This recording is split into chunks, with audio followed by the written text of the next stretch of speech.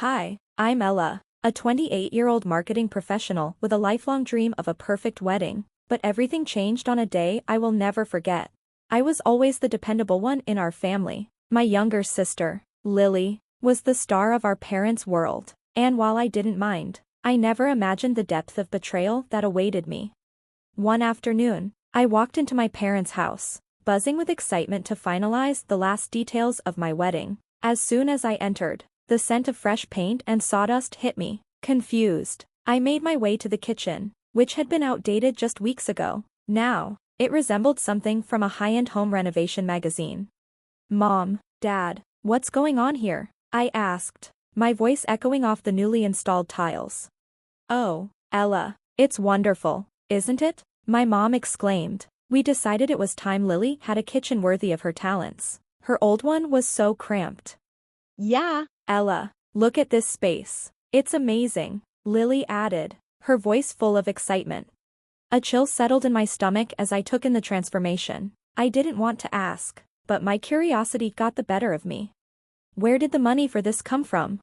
My dad cleared his throat and looked away. Mom's voice was unusually firm when she responded. "Well, since Lily needed it more, it came from your wedding fund." My heart sank. The wedding fund, the money my parents had been saving for me for years. Tears welled up in my eyes as I struggled to find words. "You used it for this without even asking me?" Ella's face fell as she processed the news. "I didn't know. I thought they had extra savings." "Enough," I snapped, my voice sharper than intended. I turned to my parents, seeing the defensive look in their eyes. There was no point in arguing. Their decision was made. "I see where your priorities lie," I said coldly. "Consider yourselves uninvited to the wedding." "But Ella," my mom began. "No," I interrupted. "If my dreams mean so little to you, then I don't want you there." I walked away from the pristine kitchen, each step feeling like a fracture in my heart. By the time I reached my car, tears streamed down my face. But with them came a new resolve, one as unyielding as the granite countertops that had replaced my wedding dreams. I would still have my wedding, but it would be on my terms, smaller, simpler, and entirely mine. As for my family, they had made their choice. Now, I was making mine, to build a life where I came first, starting with the one day that was supposed to be all about me. After canceling my parents' invitations, I hoped the drama would subside, but it only intensified as I adjusted my wedding plans. Rumors began to circulate, fueled by my parents showing off Lily's new kitchen, even suggesting it was a better investment than a wedding. "Can you believe they actually said that?" my best friend Tara asked, her voice thick with disbelief as we sat over coffee. "A kitchen is more important than your wedding?" I replied, my voice tinged with bitterness. "Apparently, my life's biggest milestone is less significant than a remodel." Tara shook her head, frustration evident. "It's unbelievable." In that moment of fresh anger, I realized that canceling their invitations wasn't enough. They needed to face the consequences publicly. I needed an ally who understood exactly what I was going through. Reconnecting with my Uncle Mike, who had distanced himself from the family years ago, was like finding a lifeline. He'd always been critical of their shallow values. "You know, Ella," he said, his voice rough with disapproval as we sat in his cozy, book-lined study. "I've always known they favored Lily, but this is something else." Mike's eyes narrowed as he leaned forward. "What if we didn't let this go? What if we showed everyone exactly who they are?" His plan was simple but brilliant: host a family reunion, the kind we hadn't had in years, where we could expose my parents. Planning the reunion gave me something to focus on besides my scaled-down wedding. Mike and I worked through guest lists and old family contacts, sending out invitations with a hint of a big surprise. On the day of the reunion, my stomach was a tight knot of nerves as relatives trickled into Mike's spacious backyard. Buzzing with curiosity, I spotted my parents arriving, their faces a mix of confusion and cautious pleasure. Once everyone had gathered, Mike clinked his glass, calling for silence. "Family," he began, his voice carrying over the murmurs. "We're here today to celebrate transparency among us." My parents exchanged uneasy glances as Mike continued. "And what better way to do that than to address some misconceptions?" He turned to me and gave a small nod. Taking a deep breath, I stood up to face the crowd. "Many of you have heard about or seen Lily's new kitchen," I began, my voice steady but emotional. "What you might not know is how it was funded." Whispers rippled through the crowd as I held up copies of bank statements and contractor bills, clearly showing the trail of my wedding fund leading into the kitchen remodel. The money set aside for my wedding since I was a child was used without my consent. I continued. My dream was deemed less important than a set of fancy kitchen appliances. Lily looked mortified, staring at her feet while my parents' faces turned a deep shade of red. Mike took over, his voice stern. We stand for fairness and support in this family, he said. Today, we've seen a clear example of the opposite. Let's reflect on what that means for us moving forward.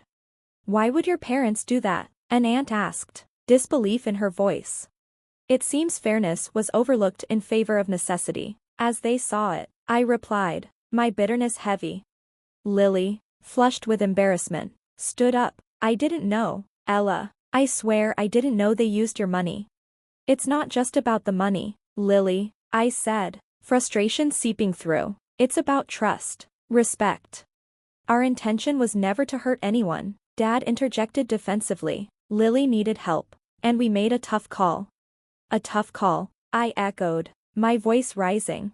I couldn't hide the incredulity in my voice. What about my wedding? What about my dreams? The relatives shifted uncomfortably, the air thick with tension.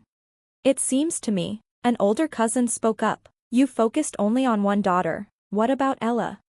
Yeah. How do you justify choosing between your children like that? Another added. The room buzzed with heated voices as family members took sides, some expressing sympathy, others outrage.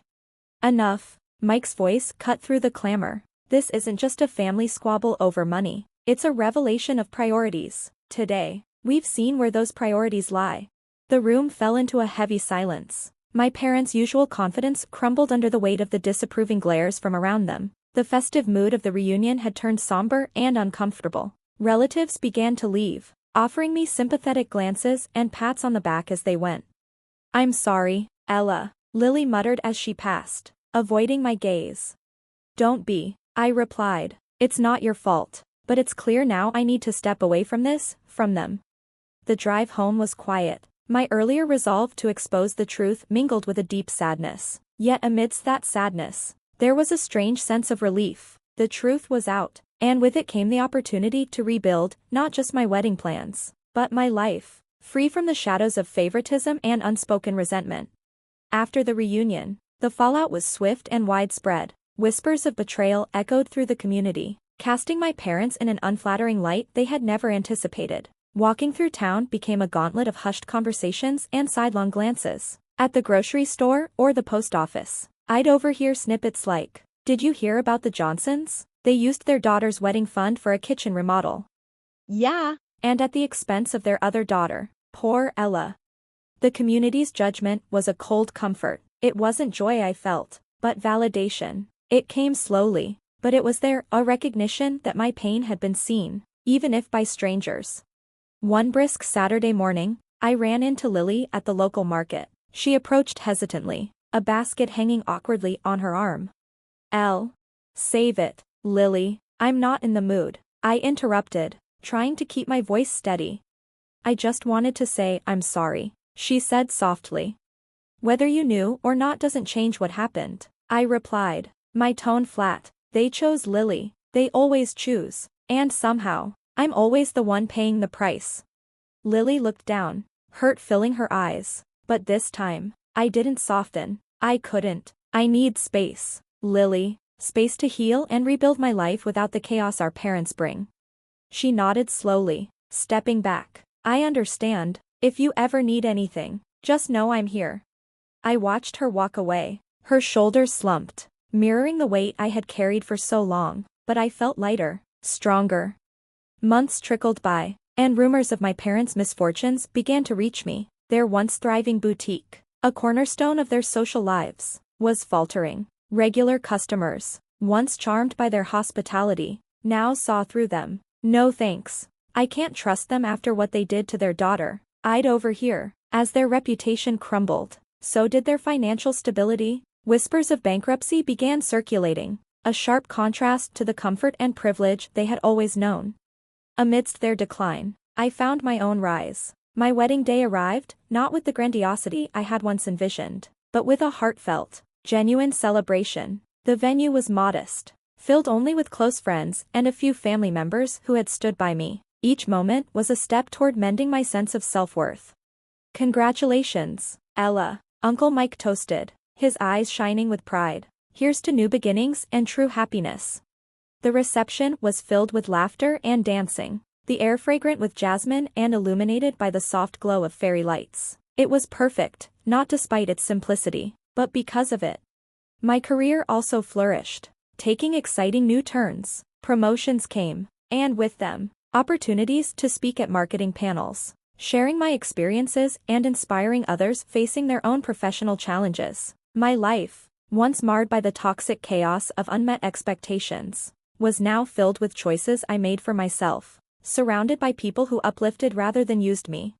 One evening, as I sat on my balcony, a cold breeze playing with the chimes, I reflected on the journey that had brought me here. Betrayal had been a harsh teacher, but the lessons of self-worth and resilience were invaluable. Gazing at the stars, I realized that sometimes the hardest trials forge the strongest souls. My parents' choices had set everything in motion, but it was my own choices that defined my ending. In that quiet moment, I knew I had chosen well.